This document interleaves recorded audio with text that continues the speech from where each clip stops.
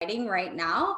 Just in fact, UX Magazine in December of 2019 named conversation design as the projected fastest growing role in 2020 for writers. And I would say, as someone who's a conversation designer, that was absolutely true. Here we are at the end of 2020, and this role is really just continuing to grow and grow and grow. The use of chatbots has definitely increased as we see in the wake of COVID-19. Chatbots are expected to grow as an industry to $9.4 billion by 2024. And that's something that has continued to grow over the course of the last few years. 50% of businesses are projected to spend more on conversational than on mobile in 2021. So as you know, that's huge. People are shifting their budgets from mobile, they're shifting their budgets from web into conversational. So they're, creating a strategy, whether it's for Messenger, it's for their website, it's for an in-app chat. They're spending money on conversational AI initiatives. And that is something that is continuing to increase. We're expecting voice assistants to triple in the next 3 years. There's going to be a growth of 1,000% of voice devices in the next year. That is absolutely insane. This is an industry that is just continuing to grow and grow, and it's showing no signs of stopping. So the problem is, and you might be aware of this, many of the chatbots out there right now are bad experiences. And for years, we have seen these bad experiences.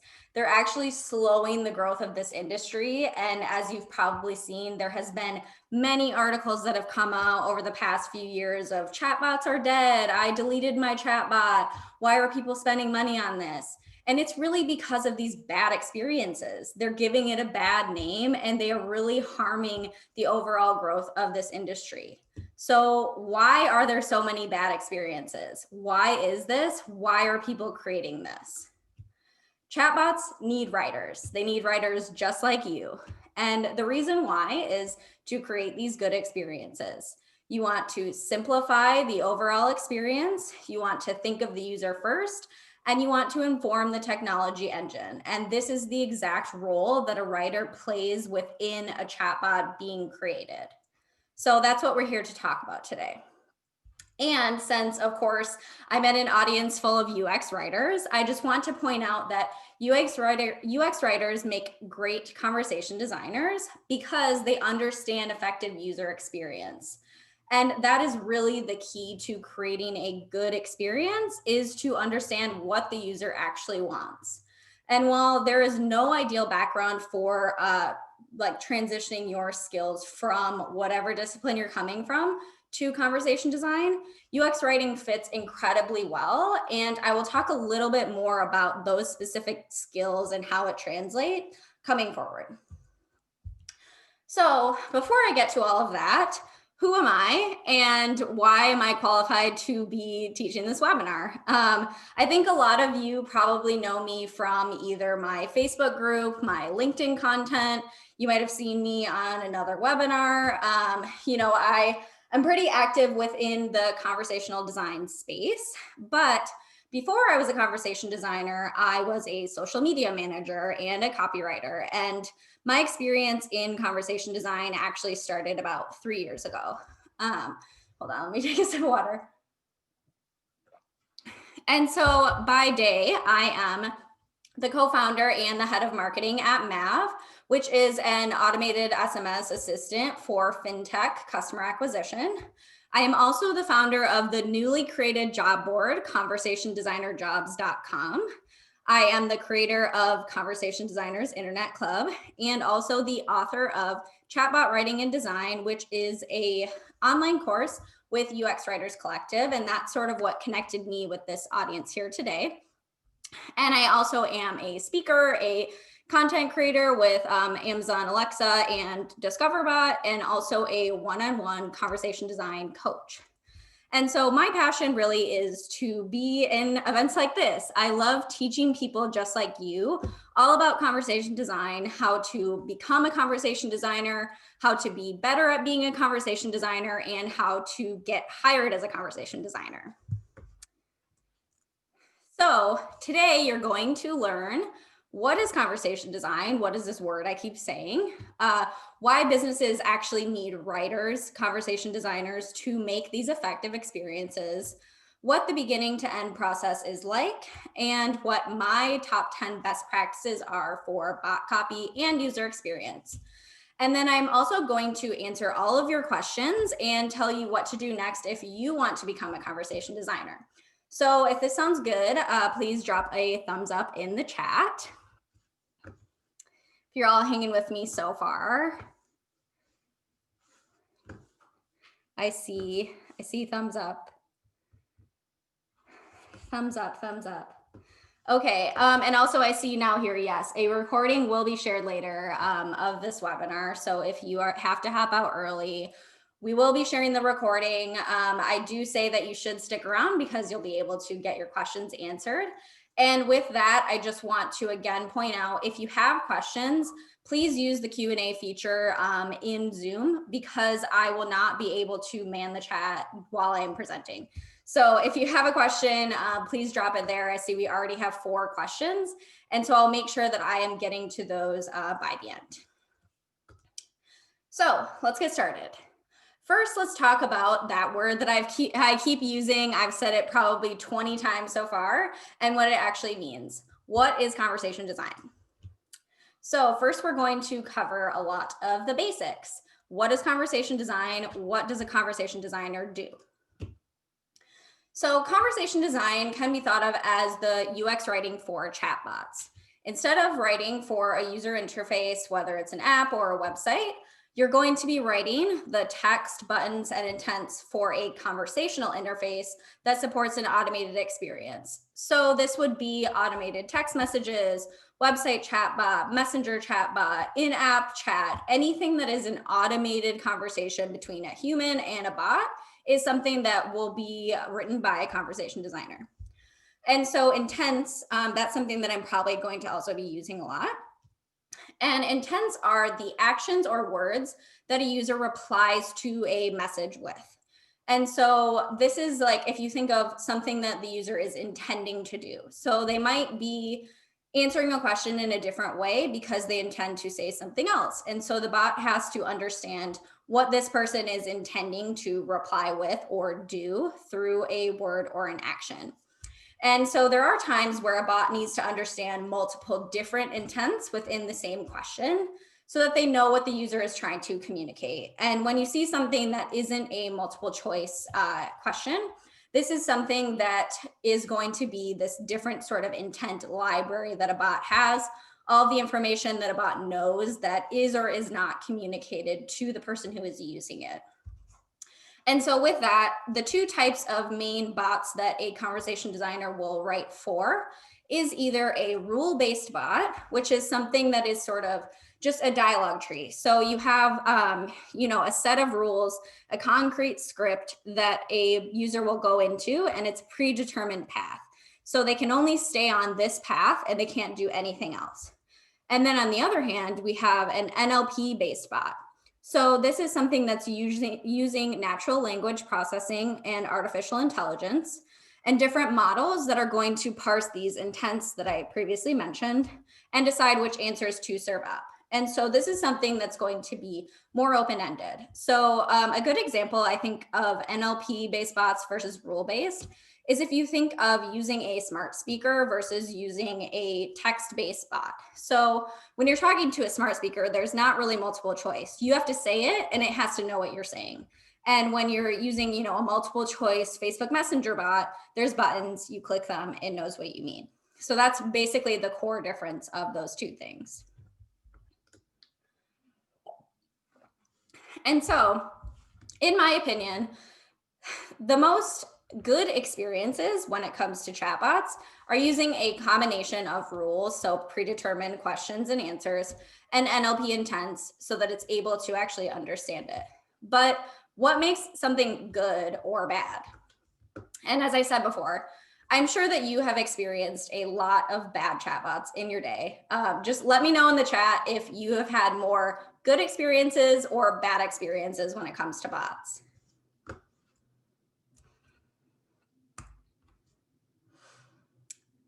I see one good, bad, bad, bad, bad, more bad. I just avoid them. I don't think I've ever had a good bot experience. Well, I think it's my personal mission to change that so that you do have a good experience.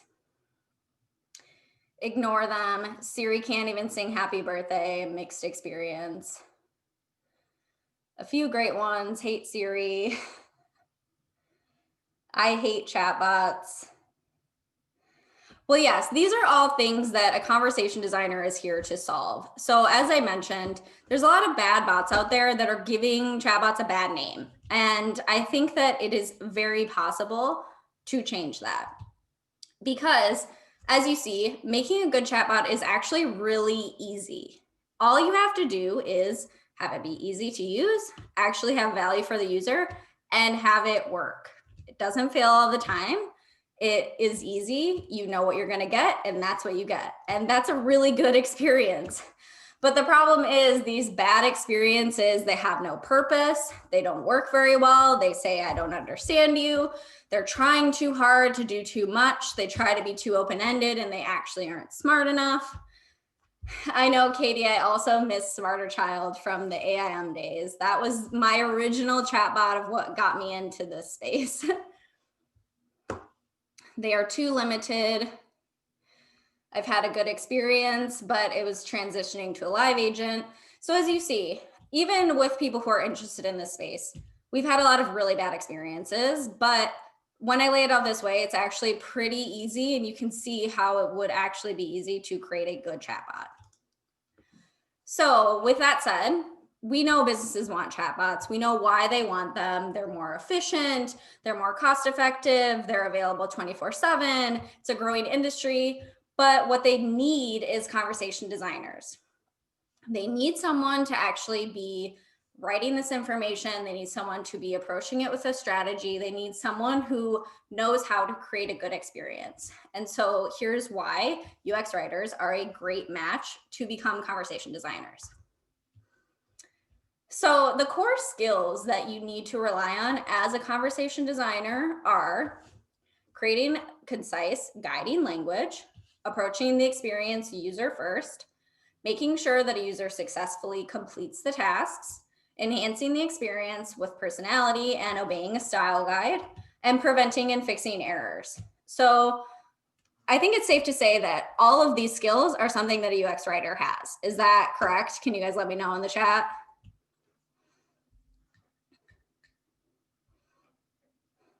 Yes, yes, yes.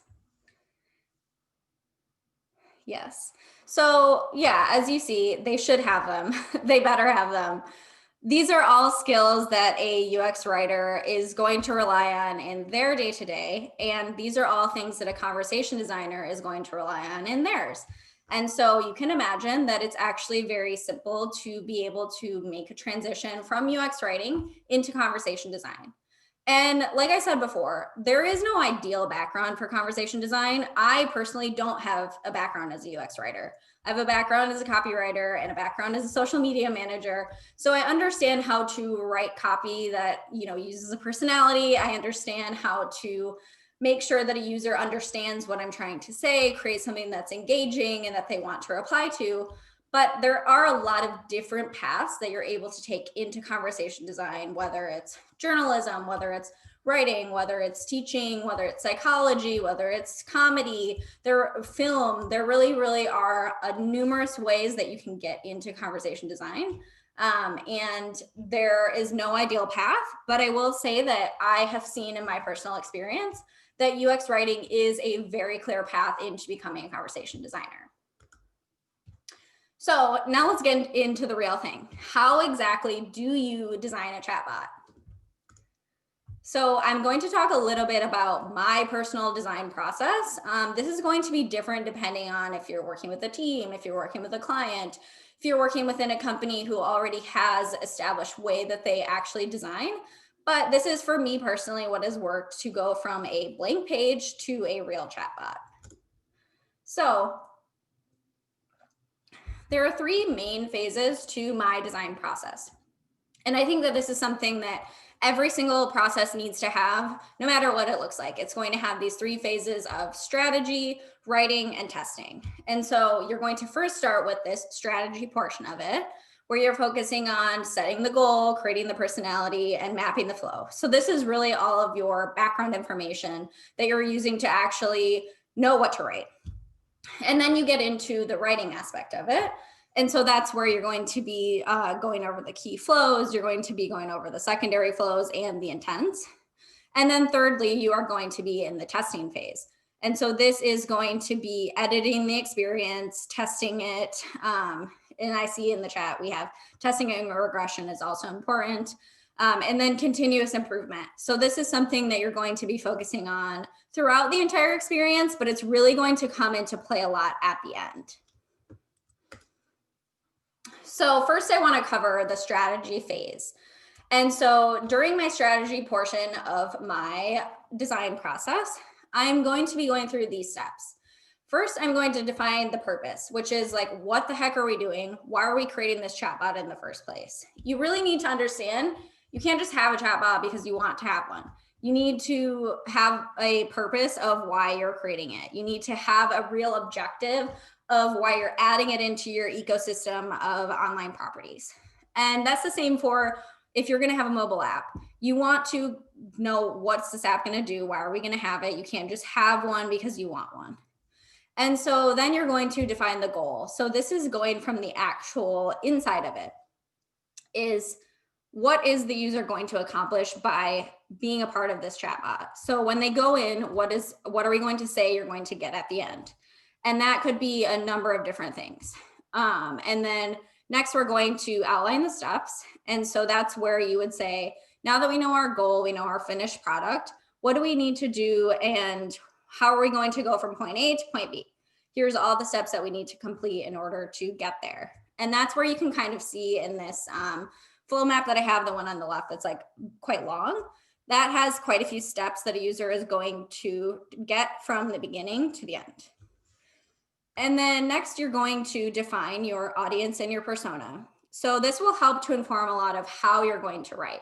So you're going to say, who is this for? What did they know? And what do they need a little bit of help with in order to actually accomplish these goals? Do they need to be able to do an open-ended question? Do they need to be able to see only buttons? Do they need images? Like, what do they want? And what are they going to respond to?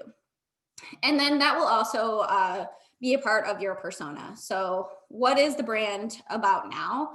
What is their personality already? And how are they going to actually adapt that into this sort of automated experience? So when you're not dealing with a human agent, you get to really define this in a clear way. And you get to know that it's going to be consistent every single time. And so that's part of the benefits of chatbots, but also it's something that you really need to take into mind when you're actually creating your strategy. And then lastly, you're going to be mapping the flows. And so this is the outcome of the strategy phase, is you're going to create flow charts, kind of like these ones that I have here on the right. So the examples that I have here are for, one is, a more spelled out way. And a lot of people like to do it this way. They like to put the actual copy into the little boxes. Personally, I don't like to do this because it doesn't help you a lot when you have to edit. It actually is very difficult to go through a map like this and drag all the different things. If you change an answer, if you need to add something else, it's actually pretty difficult. So what I like to do is the one that is here on the right, that's a bit more wide. So this is a flow map that I created for a website bot that I want to make for myself. And so all I did was put all of my key flows. So I put, I want people to learn about me, learn how they can support me, learn about my community, learn about events. And then you go from there. And so you see, it's just a very clear dialogue tree. And so the next step and the next phase is going to be the writing part of it. So as you just learned, there is a lot of things that go into before you actually start writing. So before you're writing, you're doing a lot of background work so that when you get to this part, you know really what to do. You know the steps that you're going to have to take, you know the audience, you know the persona. And so there's a tool called Fabble where the bubbles move.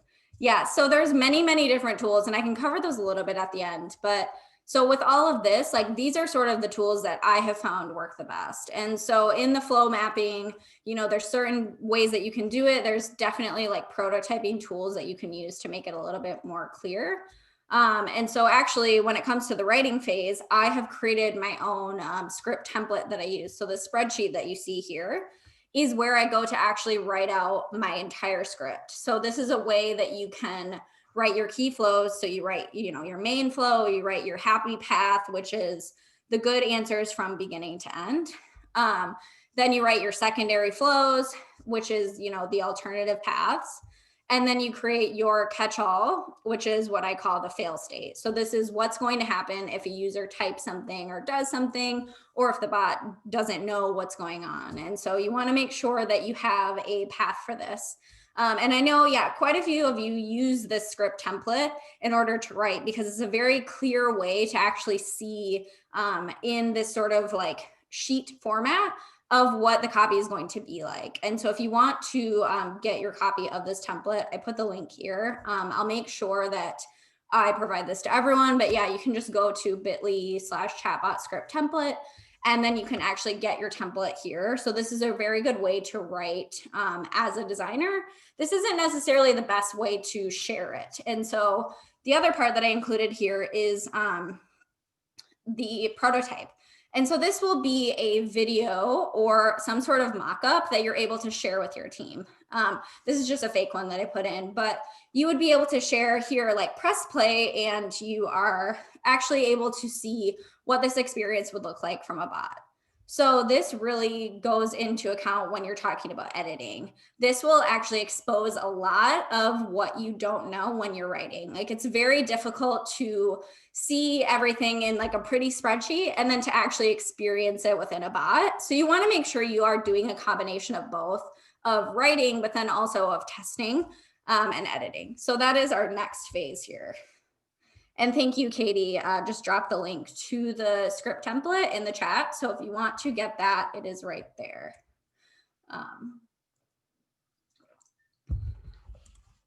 And then I see for prototyping, Miriam asked, I use a tool that is called BotMock for prototyping. And so that's something that you can create your flow chart in there. You can write everything in there, but you can also like create this little video. So there's a bunch of different tools. BotMock is one that I use. Bot Society is another one that you can also use. Katie also just dropped the link to BotMock in the chat there. And so, as I mentioned, you're going to be creating this sort of prototype, this video that you can be sharing with your team, with your legal team, just with people who can't really understand your spreadsheet and don't need to see all of the tiny little details. Of course, there are people who are going to need to see all those tiny details, but for the most part, sending a video and saying, this is the concept, this is what this experience will be like, is a very, very effective way to share it if you're not able to build it and then just send them the live thing. And so the next phase that I want to talk about is the testing phase. And so as I mentioned before, a lot of this is done throughout. So as you're going through, you want to continue to be editing. You want to make sure that you always have a sense of how much does this make sense? Like, does the user understand this? But then you also want to be doing it at the end. So you want to be having this like QA and feedback loop with your team, and then also just doing a controlled release. So releasing it to just a few people so that they are able to experience it. You can see if there's any bugs and you can kind of test it out that way. But really doing that with your team, sending it to, people that you know and say, hey, use this, try to break this. Because people really are going to try to break it. And so you want to make sure that you have a lot of testing. You do a lot of different types of testing. And so a few of the types of testing that I just want to point out are the role-playing way, which is where two people sit down and you just kind of read it back and forth. So this is something that early on is very important, because you can really hear when someone is reading something out loud. Do they skip over certain words? Do they say something in a slightly different way? And so you are able to have, this dialogue and see it play out. And the next sort of like path forward from there is a Wizard of Oz testing. So that is where a User will be interacting with the bot and not know that a human is behind it controlling it. And so kind of like Wizard of Oz, the movie, there's actually someone behind who is controlling the wizard, but they are just looking at what the user is doing. So you're kind of just watching and seeing how a person is using this. Where are they going? Are they making certain mistakes that you didn't necessarily think of, especially as someone who is not familiar with the bot already? So that's a really important way to test. And then lastly, the usability testing. So this is something that you might know from a UX world is to, what I like to do is just kind of create an overall checklist and to just say that, is this usable? To say, is this message necessary? Is this usable? How does this function from a practical level? And I think it's easy to get sort of wrapped up into like, is this personality great? Is this copy compelling? And you actually forget about like what this is supposed to be. You forget that this is just supposed to be something that it has utility. And so you just want to make sure that you are actually taking that into effect and saying like, is this usable? And so that's a really important way to do things. And then, as I said, this is something that is like ongoing basically forever. So part of the benefits of using a chatbot is that you're able to make changes like pretty much as often as you want with not a lot of work. Like you need a conversation designer, you need a tech person.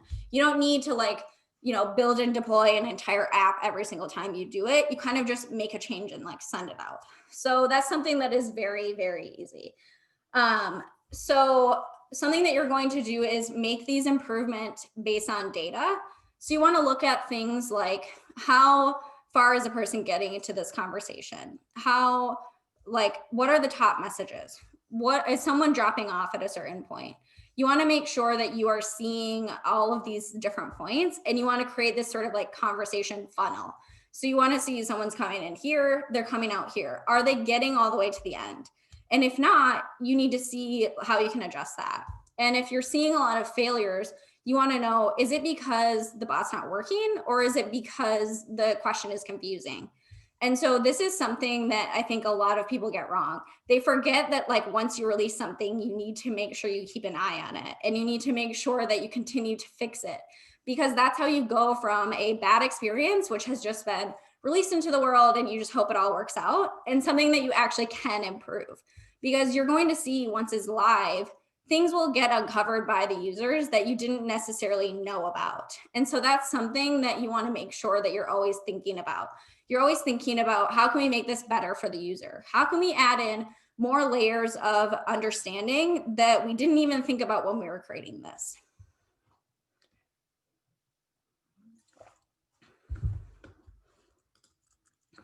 Okay, so now that I revealed my process in a very, very quick and high overview way that you may or may not have been able to follow, what are the secrets? How do you actually make a chatbot? Like, it sounds very easy when you see, oh, okay, strategy, it's writing, it's testing. Seems pretty straightforward, but obviously there's a lot more that goes into it than that. So now I just want to talk about my top 10 personal best practices. And also, yeah, I'm seeing a lot of info here in the chat. And so I see that someone pointed out, if you do have a question, please use the Q&A. If you haven't used the Q&A, I won't be able to see your question, but you can always message me separately and then I will make sure that I answer that. So first, I want to talk about my best practices as far as it relates to the strategy and the experience part of it. So this is like, it kind of plays into writing, but it's like very, separate from that. So I'm going to just like give a high overview and then I'm going to go through them one by one. So, and also, how am I doing on time here? I think I have a bit. So I will just quickly go through these so I make sure that we can get to your questions. I see we have 13 of them already. So number one, you must have a goal. I talked about this before. I want to talk about it. It's my number one thing. It will always be my number one thing. Number two, keep it short. Number three, don't overdo the personality. I kind of touched on this, but this is one of the biggest mistakes that I see in terms of good bots and bad bots, is the focus on personality exclusively. It is not the end all be all of what a good chatbot is. Number 4, show and tell. And number 5, have a plan for failure, because no bot is smart enough. It does not matter how good you think your NLP engine is. No bot is smarter. We're not there yet. It's not true. So, like I said, number 1, my top tip of all time is to have a goal. So, a bot without a goal is just a toy. Simple as that. If you do not have a goal of what a user will accomplish in your chatbot, if you don't know what that is, this is just a toy. This is just a fun thing that you're doing. It does not have a purpose. The user is not meant to use it for a specific thing, and that's not a good experience. It's just not. So if you think about any of these good experiences that you've said that you had, it's because it had a goal for you. You went in and you said, I'm going to get a quote. I'm going to get qualified. I'm going to activate a subscription. I'm going to get a free download. I'm going to resolve a customer support issue. These are all things that you want. And if you just go into a bot like, I'm just going to use this, what's the point of that? It's not for anything, and that is not how you can succeed with chatbots. So number 1 forever is to have a goal. Number 2 is to keep it short. This kind of goes for copy, but mostly for experience, is you want to make sure that a user accomplishes their goal in as few steps as possible. So you don't want to ask them 30 questions because they won't make it to the end. You want to make sure that they can reach that conversion metric somewhere in the line of probably 10 questions max. I would say as soon as you go past 10 questions, you're running into that territory where, like, unless they really, really want this thing, you're just asking too much of the user. And so think about maybe what you could offload and ask at a different time that you don't need to ask for this specific thing. And remember, like I said, this is what the user wants. They want to answer these questions, but they aren't just here to chat. They want to get in, get out, get whatever they want. So in this example here, it's saying you can find out if you're pre-approved. It will just be a few questions, a few quick questions. Sounds great to me. Number 3, don't overdo the personality. And I see Maria said here, when an agency creates the bot, this is my guess. So people tend to overdo the personality just because it's fun.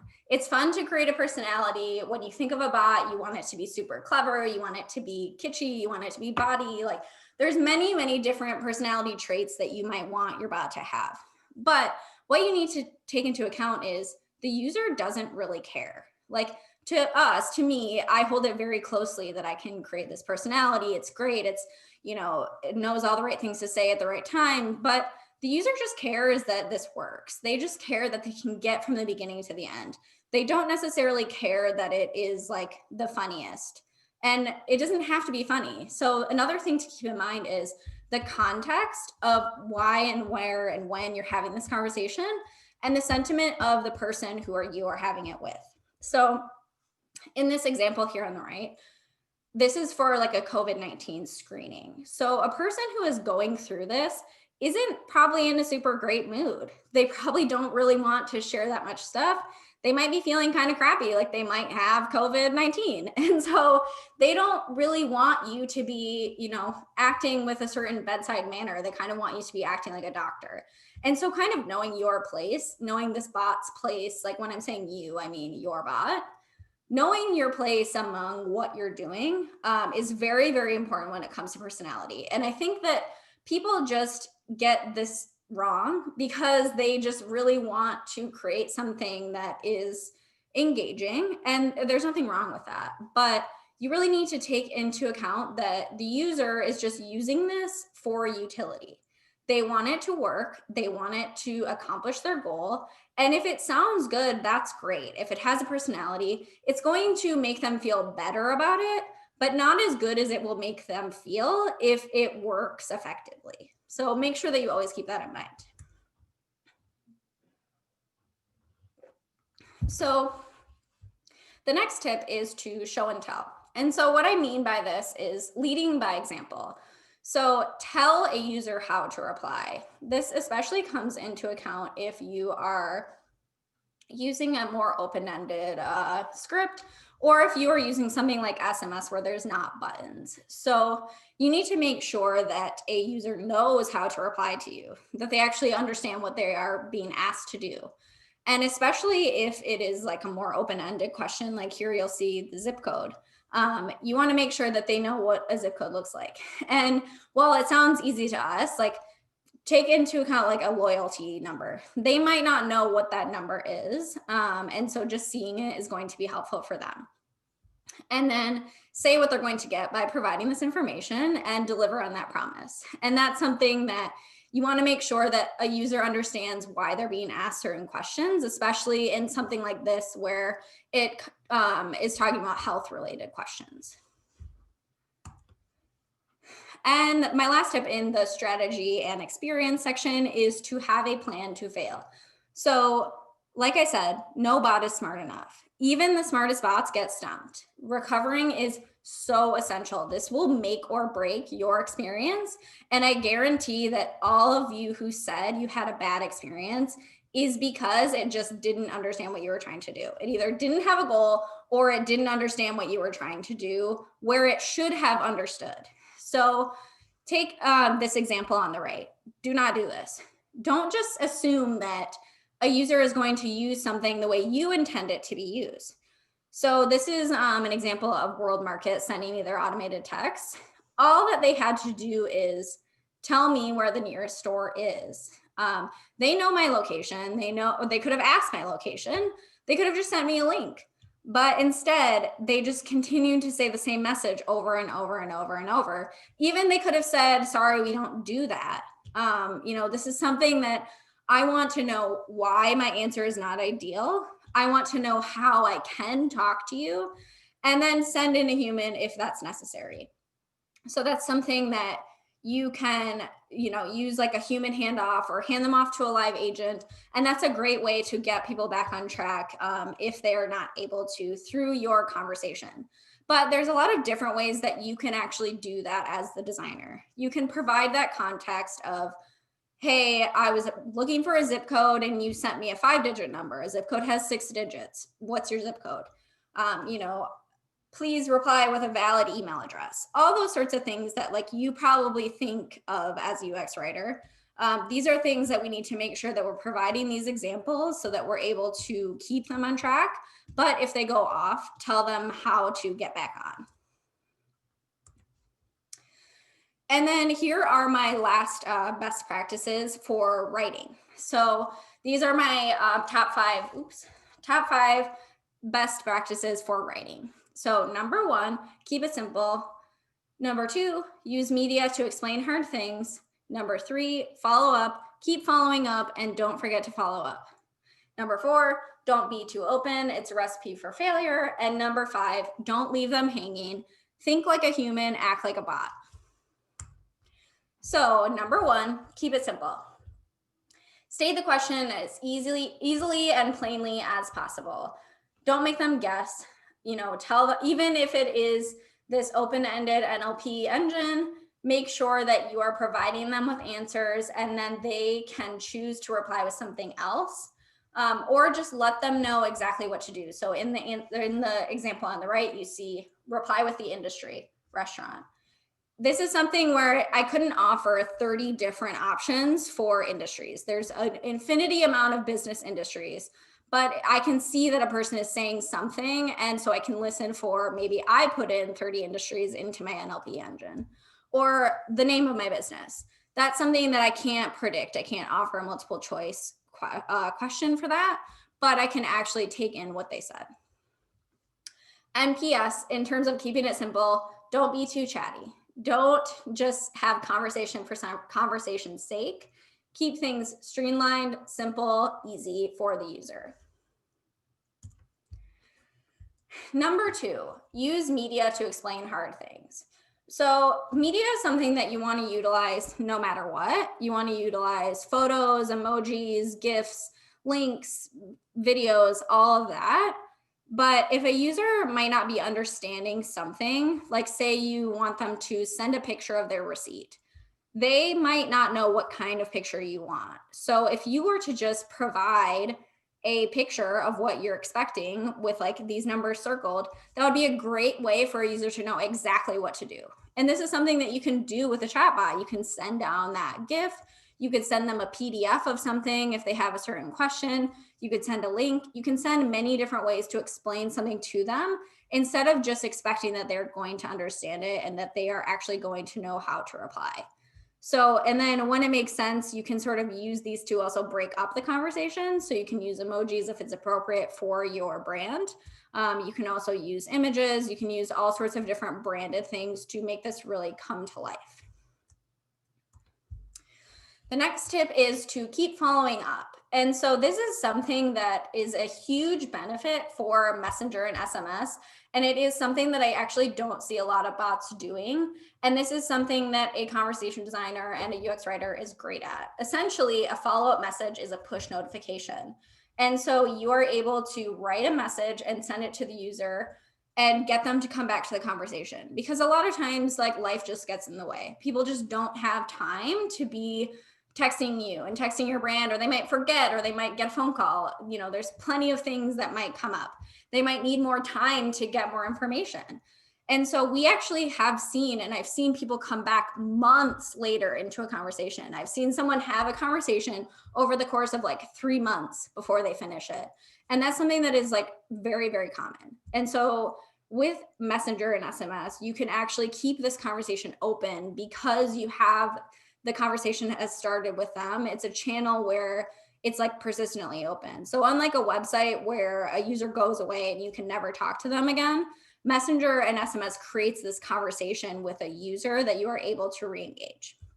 So a sequence that I use and I recommend is within 3 hours, 24 hours, and 3 days. And so I'll send 3 messages, all different, that will be specific to this context. And then additionally, if something changes later down the line where someone had dropped off and then we say, hey, I have another product offering that I think would be great for you. Hey, you might qualify for this. Do you want to jump back in? That's something that you will see people come back. It happens like every single time. You will see people come back. And so this is something to not forget about. Like, don't forget that you can actually re-engage these people on these 2 platforms. The next one is don't be too open. So even if you are using an NLP engine, make sure that a person knows how to reply. Make sure that a person knows what's going to happen next. And make sure that you are not just saying an open-ended question for like just so that you can flex your NLP engine. You want to make sure that they know that they're asking for your full name. You're asking for a date and this is the format that I want it in. You're asking for something a very obvious way so that they know how to reply. And lastly, don't leave them hanging. So humans use a lot of filler language, I've noticed, and they will ask, or they'll often say just like casually a rhetorical question. So I might say, that makes a lot of sense, right? And I'm not expecting you to reply to me. I'm not expecting you to say anything to me. It's kind of just a casual word that I'm using. And so make sure you don't do this in your bot. This is something where while you are trying to be human-like in conversation, you are a bot. And so you want to make sure that you are using bot language, not necessarily like, you know, sounding like a machine, but you want to make sure that you are talking in a final statement and that the bot always has a last word. So even when you're saying goodbye, you're saying, you know, have a great day, call us now, learn about us, restart. You're making sure that they don't think there's something left for them to do. So now that you know my process and you know all of my secrets, what do you do next? How do you get started if you want to become a conversation designer? So how do you turn your skills and interests, and I hope now you are very interested in pursuing this, into a career? So here are a few very simple ways that you can start learning. I know quite a few of you who are here today are in my Facebook group already. But that is a great place to meet other conversation designers. It's a great place to check out lots of resources. I dropped 2 books here that I recommend a lot, but I have a huge resource guide within my Facebook group that you are able to access. And so that is called Conversation Designers Internet Club. And then, like I said, if you maybe you're not a Facebook person, but read these books, Designing Bots and Designing Voice User Interfaces. They both are the O'Reilly books, and they were written by professional conversation designers, Kathy Pearl, and I forget who wrote the other one. But these books are very, very straightforward. They will teach you a lot of things that I did not cover here. And then lastly is just kind of like get started, toy around, experiment, use a bunch of bots. And then I also mentioned 3 tools here that you can use to just kind of start creating bots on your own. So you could use BotMock to create like a prototype and kind of just like a working bot, but within a prototyping way where you don't have to code. VoiceFlow is the same thing, but for voice skills. And so if you want to design an Alexa skill, that's a really good way to actually design it, prototype it, and then you can actually deploy it from their site. And also ChatFuel, which is how you can build messenger bots. And then lastly, of course, I have an online course where I will go way more in depth of my conversation design principles, my process, learn how to write for critical scenarios, learn how to develop a persona that actually works, create a strategy in your own prototype. And so this course is with UX Writers Collective. It's called Chatbot Writing and Design. And if you're interested, as a thank you for being here today, I wanted to give all of you a 20% off code for my course. So that code is FriendsChat20. So you can go to UX Writers Collective, use the code FriendsChat20 and get 20% off of my course. And so like I said, you will learn the in-depth process. You'll learn all the fundamentals. There will be way more than I talked about here. I didn't even scratch the surface of what you will learn there. And then learning how to write for these key flows. And I also will be soon to be launching one-on-one office hours. So you will be able to get all of your questions answered by me and get guidance from me. And that is exclusive to the course. I don't offer this. Otherwise, you will be able to get some one-on-one time with me totally for free if you are part of the course. So to quickly recap, and then I will get to your questions. If you take anything away from this webinar, please remember that writers play the most critical role in making a chatbot successful. Conversation designers are a must-have for chatbots. UX writers make excellent conversation designers because they understand what the user actually wants. Design should always have 3 phases: strategy, writing, and testing. And then overall, keep it simple, keep it valuable, and keep it conversational. So let's get to your questions. So let me just stop sharing my screen real quick so that I can see all of your questions. So, and then, like I said, I see some of you are hopping off right now. That's totally fine. And if you have any follow-up questions, feel free to contact me via LinkedIn, via Facebook. We will be sending out a recording, I believe, over the next few days. And thank all of you for attending. Thank you so much. Okay, so let's get into the questions. So Anonymous asked, for this conversation, are we using conversational AI equals chatbots? So I think that means I was talking a lot about specifically conversation design, and that was applying to chatbots. So that's applying to webs, anything text-based, web, messenger, SMS, app, WhatsApp, all of that.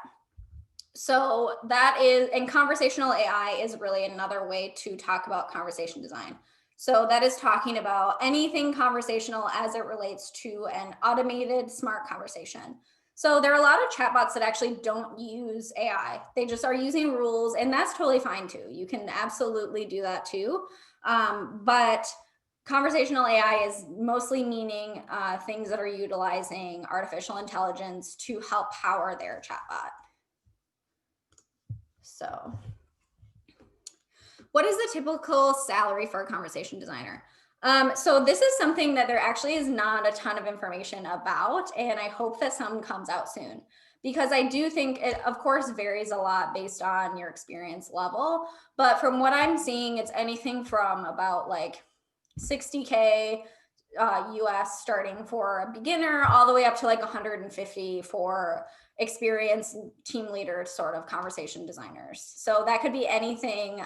It's a lot going to depend on what else you're doing. It's going to depend on what type of company you're working at. If you're working at a startup, if you're working at an agency, if you're doing something else as a part of your role, that really could vary a lot. Sasha asked if we can get a copy of the presentation. Yes, I will be uploading the slides to this to my website, which is hillary.black. I also will, I'm going to be posting this video to my YouTube channel, and I will share that through LinkedIn and through Facebook, and I will link the slides there. So there will be a way to get the slides. It might be a little bit difficult to find, but it will be, you'll be able to see that there. And same goes for if you are trying to find me, just type in www.hillary.black and you will get links to pretty much every single thing I ever have done. Another question about salary range. Okay, Kanika said, though conversational UX is a newer field, people are not comfortable with talking to a bot. I work as a voice designer. People do not really respond well because they think a bot won't be able to help them out. They feel confused about how to talk to it, how to gain trust of users and educate them on the capabilities. So in order to educate a user on the value of using your bot, you need to show them that. You need to show them very quickly, because I think it sounds like what you're saying, what you're designing on has multiple purposes, and it actually is able to do a lot more for a user than what they might think. And so what you want to make sure is that from the very beginning, you are actually giving them that value. So if you can give them something easily right away that shows them this actually will understand what you're saying and what you're trying to do, that will be a really, really good way to gain their trust. And then once you have their trust, you want to make sure that you don't lose it by just creating, bad experiences. You want to make sure that you're actually delivering on what you say that you can do, because I think that's where this trust has kind of been broken. And so really the way as an industry that we can get around that is by creating better bots. Matthew asked my favorite tools for creating my flow diagram. So for my flow charts, I use either a site called draw.io, or I also use Lucidchart, which a lot of you might be familiar with. And I think you can also use Figma as well. You can pretty much use anything that you want in order to make a flow chart. A lot of these prototyping tools like BotMock, they actually have flow builders or dialog trees within them. And so you could do it there as well. Do the AI engines generate the responses on their own? How do you know what you will personally write copy for? So this is actually a really great question. And I'm sorry I didn't cover this earlier, because the AI does not generate what the bot says. A person, like it may, if you are using someone else's engine that was created, you can actually take all of the information that their bots know and apply it onto your bot.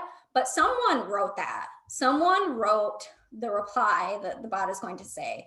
So you can train a bot to understand every single word that you want. So say you wanted to train it to understand what the weather is. So a person could say, what's the weather? They could say weather near me. They could say weather today. And so you're training your bot to understand that the person is meaning weather, but what you actually say back is something that a conversation designer writes. So you may or may not be responsible for that specific reply, depending on if the AI engine was created by your team, or if it was created by someone else, or if you downloaded it, you got it from somewhere else. So this is something that you can think about. So one example of something that I did is talking about like, I'm driving. So we decided that people are saying a lot of times like, don't text me, I'm driving. And so we certainly don't want to be texting them when they're driving. And so while we can train our bot to understand driving, all different types of ways of saying driving, what we actually do from there is something that I had to write, something that I had to determine. So not only did I say, this is how we want to reply, we also said, let's also not text them for 3 hours. And so we want to make sure that the action and the copy is all taken care of. let's see. Assuming you are doing a combination of rule and NLP, how can you assess what the NLP-based systems are capable of? Since that will affect how much you can leave in the engine.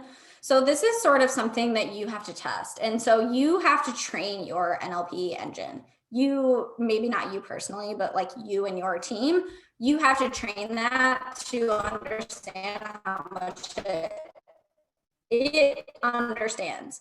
And so it's not something that you can just like apply and then forget about. And I think that's like a very big misconception thing. And that's really not true at all. You tell it what it knows, and then you help it understand more. And so what you want to do is train it a lot, test it a lot, and have people test it. And then anytime you're getting these failures that maybe it didn't understand something, you're adding that into the engine's like brain. And so you are actually the people who are determining what it knows and what it doesn't know. And so don't assume that it knows more than you know that it knows. I hope that makes sense. And thank you everyone, to the people who have to hop off a little bit early. I really appreciate you attending. I know we're a little bit over. Yes, we did do continuous testing. I know, I'm sorry, we're a little bit over. We have so many questions. You're fine. I was just gonna say, like, you're fine. Continue to yeah. Okay. Yeah. Perfect. Yeah, so continuous along strategy and along writing. So I always do testing all throughout. I continue to edit, I continue to test. The only thing is, as you're writing, you don't necessarily have like a live bot. And so a lot of times if you're working with a technology team, they are going to build it for you when it is done. And so when it's done, then you can continue to edit it, but they aren't going to let you test it as many times as you want throughout. You might have that. You might have like an awesome tech team who is able to build and deploy it very easily so that you can test it all throughout. But a lot of times it's a very big lift for them to continue to push and push and push that all the time.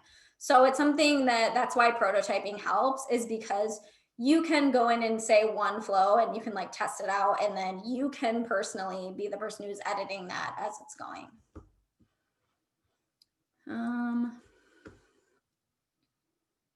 What is the difference in content in the map in step 1 versus the key flows?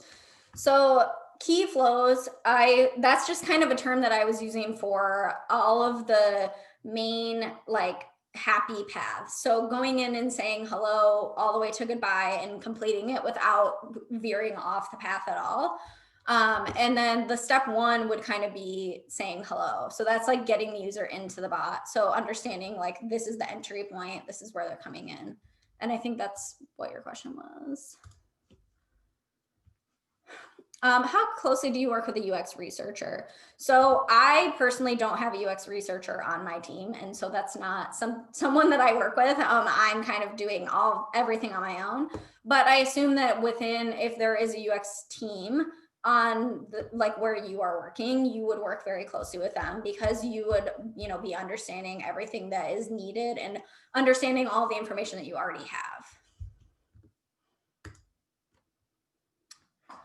How do you reframe the goal for the users if the goal leaders give you is, we don't want people to call? So if you don't want people to call, why are they calling in the first place? Like, what are they calling for? That is your goal. So if a user is calling you to get an answer to a question, then that needs to be in your bot. Your goal is self-serve issue resolution. That's your goal.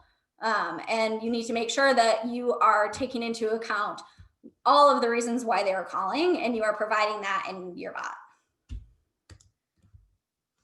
bot. Should I begin with creating persona first? If not, why?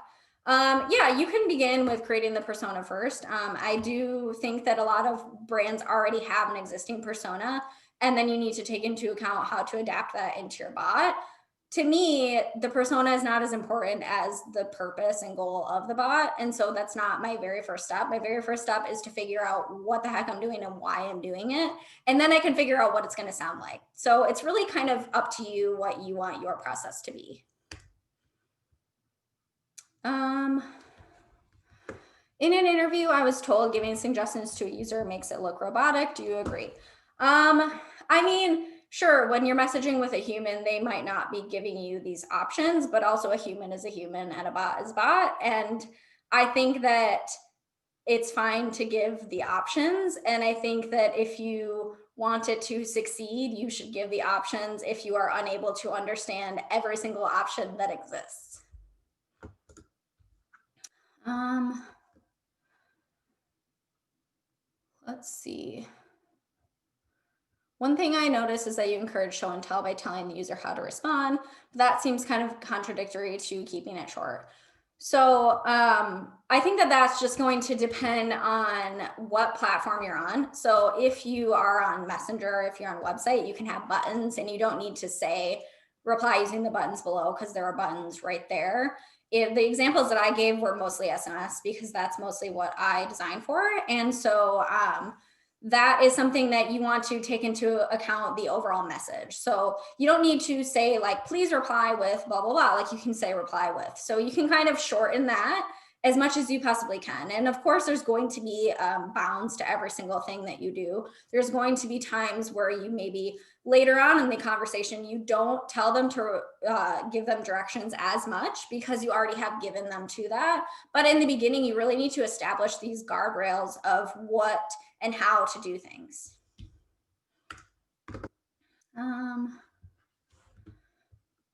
A few questions about good examples of chatbots.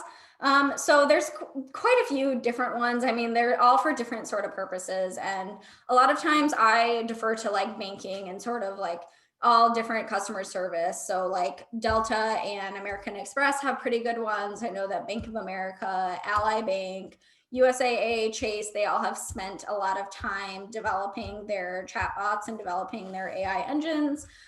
There's quite a few different ones. An example I gave a lot throughout this was Kayak, because that is one that both uses a combination of NLP and of options to reply to someone. So I would check out Kayak on Messenger. And that's just a few examples. I think Sephora is another strong one. There's quite a few different ones that you could look at. Why do you use A for yes and B for no and simply type to reduce errors? And actually this question was asked quite a few times.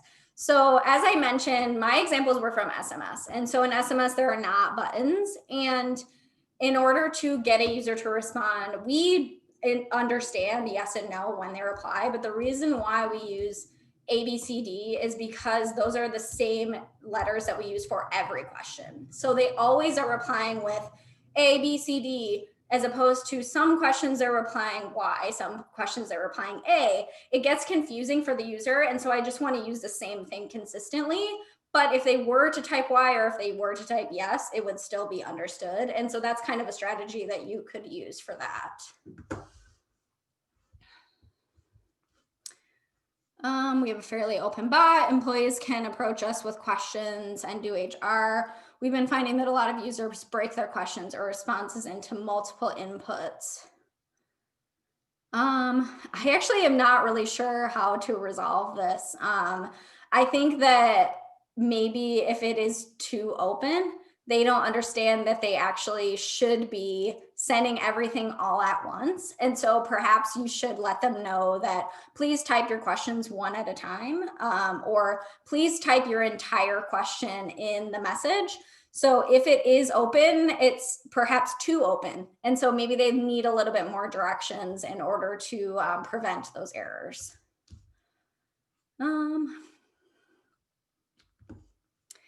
Any special advice for being inclusive to users with disabilities? So I actually have seen a lot of people say that you should not use emojis and you should not use images to replace words and replace phrases. And you want to make sure that you can be inclusive by not using things like slang, by not using things that are not going to be understood by users with disabilities. That's just like a few small things that you could do, but I'm sure there are a lot of resources online specific to users with disabilities, and then also for multilingual bots, which is another thing that I saw. I personally don't have experience with localization for multi-language bots, but I know there are a lot of resources online about that. So you could definitely look that up.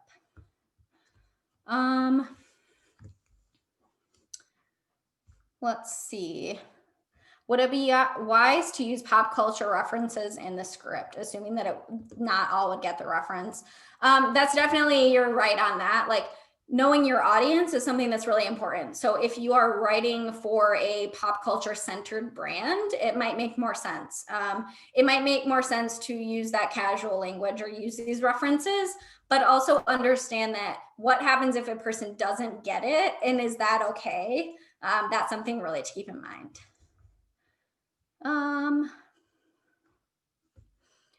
Someone asked, what are my favorite videos or books that teach the practical process of creating a skill?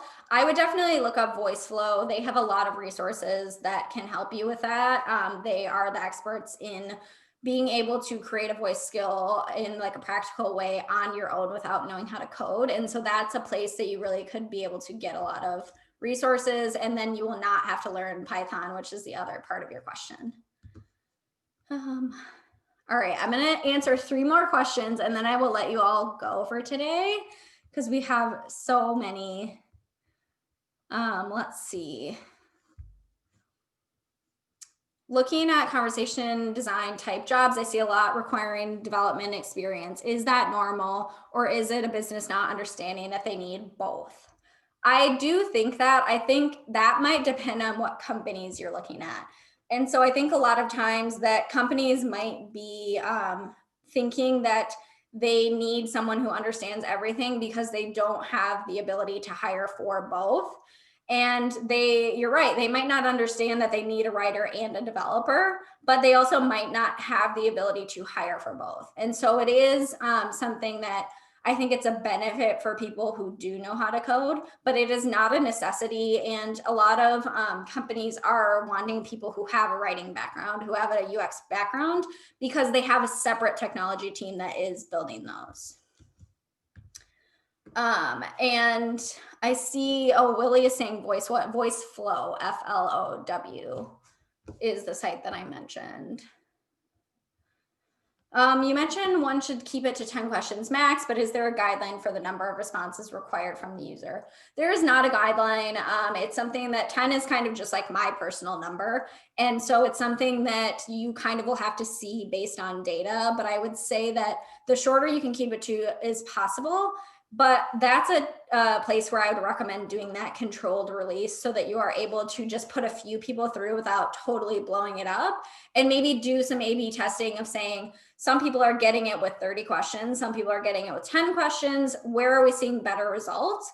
But also look at your overall strategy of why you're asking so many questions and having them respond so many times, because the longer you go, the more fatigue users are going to get by using it. It's the same with like an online application. The longer you go, the harder it is for someone to complete it, especially like in a chatbot that can't really save their progress for later. And then again, if you do see them drop off, that's a good opportunity to use those re-engagements.